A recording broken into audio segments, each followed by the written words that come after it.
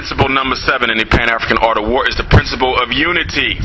I have always argued that unity is not a simple thing. Unity is difficult. Unity comes with assumptions.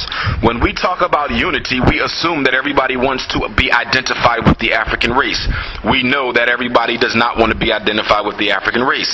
If our women wanted to be identified with the African race, they would not be dyeing their hair blonde. If our men wanted to be identified with the African race, they would not be marrying white women. So we have to stop assuming that we want unity, because some of us don't even want to be black. Unity is under a banner. Unity comes with a shared identity. In order for there to be unity, everyone must want to be an African, politically as well as biologically. Biologically and genetically, they can't escape it, but politically, some of them want nothing more than to be a European. So there is the assumption under unity that everyone wants to identify with the African. Number 2, there is assumption that everybody is interested in struggling for the collective progress of the race. That is a big assumption. Be it Africa, Asia, Europe, or America, not all Africans are interested in struggling for the collective progress of the race. Many of us are selfish. Many of us have been trained by Europeans, and we love the way that we have been trained. We love the way we think. We love the European outlook of our minds. So before there can be unity, we must first foster collective identity. You must foster a need to subjugate your own selfish agenda to the greater good of the race. But principle number 7, the principle of unity, articulates that without organization, you fail. One man cannot win. Garvey couldn't win by himself. Kwame Nkrumah, Patrice Lumumba, Menelik II, Hannibal, King Shaka, Malcolm, Delaney, Blyden, Crummell, Turner, Douglas, Tubman. No one could win alone. Everyone needed help, and that help must be organized. One cannot stand against many most of the time.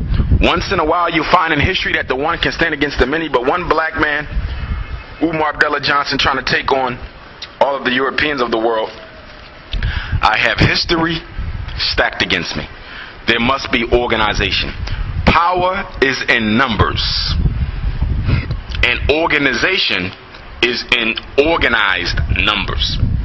So the principle of 7 is very simple, but hard to understand. Principle of unity. The 7th principle of Pan-African art of war is the principle of unity. To be successful, you must be organized. If you are not organized, you will fail. Why is it so hard for us to understand this? You hear black people say, well, I want to do something by myself. And don't get me wrong, Brother Umar Johnson does a lot by himself. But I know that the ultimate goals to be achieved for my race can never be done by Umar Johnson alone. And for those of us who like to strike out alone are only ego tripping. We just want to be seen. In Philadelphia, we have a sickness of what I call the 20-member rally. Every other week somebody is somewhere rallying with 20 people. They think they're struggling. You're not struggling. If you were really struggling, you would have delayed the rally until you sufficiently organized blacks into a critical mass of numbers, at least 100, okay? So that you could give the community or the city something to think about if they decide to deny your request. You can't go out there with 20 people and expect anybody to pay you any mind, because 20 people says what? You have not organized. You are nothing but a big black mouth out there shouting.